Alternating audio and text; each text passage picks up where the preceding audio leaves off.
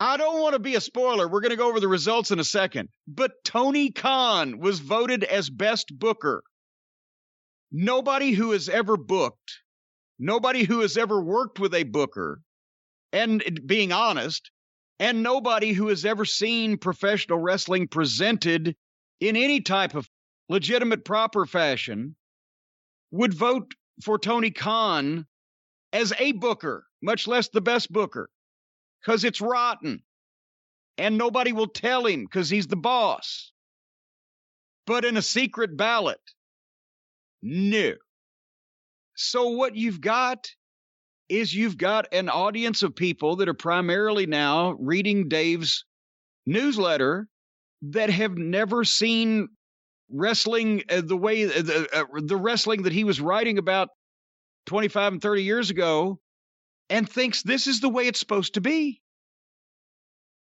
And most of the people from my generation, most of them from your generation, have just thrown up their hands and said, fuck it, we can't watch this shit anymore. So why read about it? Is that what it is? Well, we'll talk more about the Tony Khan best booker thing in a moment, but I think the Observer readership has changed. Naturally.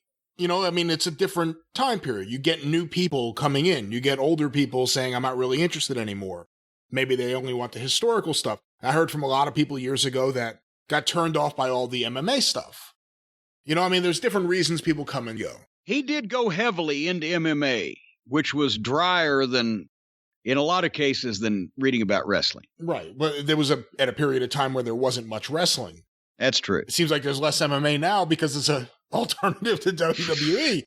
But I think there is an audience that whatever Dave champions, they go with. And I'll give you an example.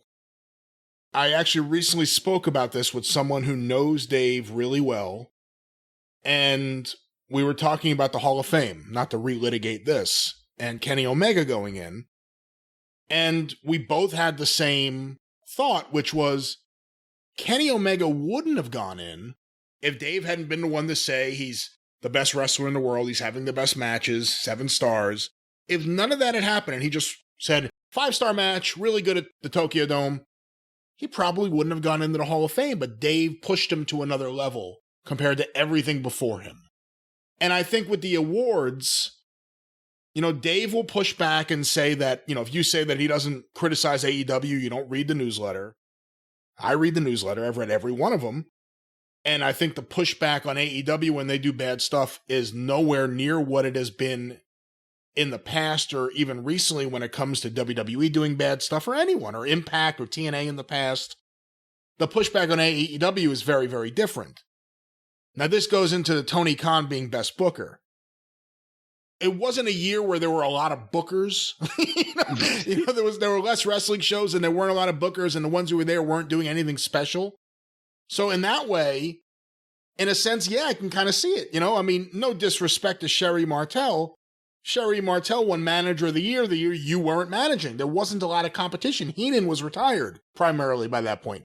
Heyman didn't really do much in 1991. You know what I mean? Like there was a year where there wasn't the cream of the crop at the top of the managerial poll, not to take anything away from Sherry because she was great. So I think you have that, but also the other thing is this. But you have, let me just pause and come back to it. So because there's a dearth of legitimate candidates, you vote for the one person who has exhibited less aptitude and skill and knowledge for that particular job than anyone on a national basis ever, including Shitstain, because at least he always had an editor. You reward that. Well, again, just because there's a few other people out there that's not really doing much. Well, again, Tony Khan has a very chummy relationship with the world of The Observer. And I'm not a fan of Tony Khan's booking because it's bad. Whatever anyone wants to say about how much you like the matches, or even some of the people that are into the cult of personality and say, like, oh, I love the Young Bucks, anything they do. The actual booking of the television show, segment to segment, episode to episode, is not good. It's add in the live lineups for the pay-per-views and etc. as part of just the matchmaking. Not only the format, there's differences in booking. There's formatting a television show. There's matchmaking. There's compiling a talent roster. And we're talking spectacular failure at all those levels to have a coherent product. There's the word. It's not a coherent show week to week. It's a badly done wrestling show with matches that a lot of people really like and personalities that a lot of people really like, but the actual booking is bad. But let me ask you this, Jim. Having said that, and that's the way I feel. Tony Khan, not a good booker in any sense of the word. But he has had some financial success. The pay-per-views have done well. They got the contract early on with TNT, although it's a relatively cheap contract for TNT. It's cheap television. It's cheap programming. It makes sense for TNT. It's money that makes AEW profitable. So with that said, that AEW is profitable, that AEW more than likely isn't going anywhere and has had profitable pay-per-view events. Yes. Is that enough to say, even though the television show is incoherent, even though it's as hokey as the bad WWE stuff that the same audience would criticize, even though you could say things don't make sense, angles are dropped, things aren't followed up on, it's booked seemingly by someone who's snorting Ritalin. Does the success mean that you can vote for him for Best Booker just based on that? No. It means you can vote for him for Promoter of the Year. And that he should win. But not Booker. If McDonald's sells more cheeseburgers than anybody else in the world, does that mean that McDonald's cheeseburgers still don't suck compared to most cheeseburgers in the rest of the world? Or does that mean that they are a great business and they sell a substandard product because of their name and marketing? So if you want to go Tony Khan Promoter of the Year for all the reasons you just mentioned, I'll go for that. But Booker of the Year? Holy fuck no. It's an insult that one would put the title Booker after someone who has written this television program for the last year. I agree with you. That's an insult to bookers. I agree with you. And I think he does a really, really bad job of putting a TV show together. And they haven't been able to grow their audience. They're at the core audience that they've always been at. So he's making money off a substandard product that's not getting any more popular. So he's the Promoter of the Year. So they're making, that's right. They're making money. But, again, it's an audience that tends to be the observer audience nowadays. Well, what are the rest of these awards? Well, but what I was going to say is, but with that said, and again, I think he's a horrible booker. Who else is even a viable candidate for 2020 as a booker? Well, nobody will take individual credit in the WWE because nobody actually is the individual booker. They have writers, so you can't, and Vince is the final say-so, but you can't really call Vince the booker. But I would have gone for making the best of a bad situation with Delirious and Ring of Honor because he managed to come back. And even though Maryland has a stringent athletic commission, they put that pure tournament together.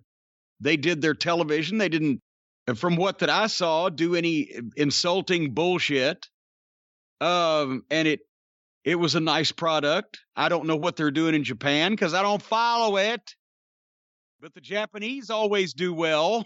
But they had a pandemic too. That's right. That's right. So what about just none of the above for the winner this year? And I think Delirious, who again inherited a bad situation because Marty Scurll got let go after everything that happened with him with speaking out. I think Delirious gets overlooked because Ring of Honor doesn't get paid too much attention to anymore because of AEW and because also Delirious by design because he works his gimmick, and he doesn't do interviews and he doesn't want attention. And he doesn't want to be fucking built around. And as soon as he got the book, he took himself off cards, except for a special match once in a while that he usually loses. So he's completely the antithesis of a stereotype booker. He doesn't want any attention, which is refreshing. And he probably wouldn't have wanted to win this because then that would have been attention. But you know what you do bring up? What do you get? Impact? Whoever writes that fucking fiasco, they had a fucking wedding where a guy got shot. And then they allowed some outlaw goof to work with himself on one of their pay-per-views on a green screen. So that's none of the above. Maybe you're right. But shouldn't there be some type of asterisk next to Tony Khan's name when 30 years from now, people are looking up the prestigious Booker of the Year award? It should be asterisk. He won this because he was the only dog in the race. I don't know. I mean, taking Tony Khan out of the equation, should you look at the entirety of 2020 that way? We didn't get much good. Going beyond AEW, WWE was awful. NXT completely fell off. Yeah. Raw and SmackDown, when we tried to watch it, was unwatchable. The pay-per-views with the Thunderdome and the fake noise, and we could talk about that with the AEW show this week in a little while, but also with the cinematic matches. An awful year all around for WWE. There isn't much out there. Ring of Honor, the pure title tournament, was really well done, and it didn't get that much attention at all. I think that it's a weird year, 2020, and we'll see how 2021 works out. But 2020 was such a weird year because there was so much not going on in wrestling, let alone society as a whole. I will be interested in seeing when people get back in the arenas, whether there's, at first, it'll be like what we used to call a virgin territory. I remember the guys that were working Georgia when they opened up Ohio after what Sheik quit running in what, for the most part, widespread 80, in Ohio, 79, 80. And then a couple years later, you know, Georgia off TBS, they open up Columbus because that was one of the first heavy cable cities, and Dayton. And then they went to the towns of Michigan.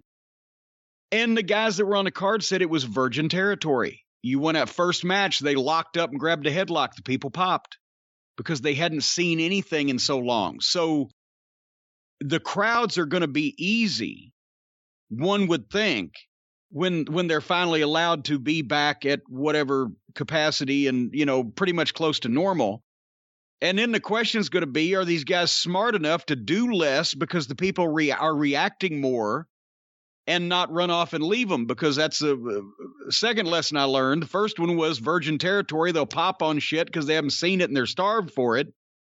And then the same guys said, and then we started doing the same kind of finishes we were doing in the rest of the territory that they'd seen us for the previous several years. And it was too much for the Virgin Ohio territory, and they were doing run-ins on the third show, and it fucking burnt that atmosphere out because they did too much, and the people got used to it too quick. We'll see what happens.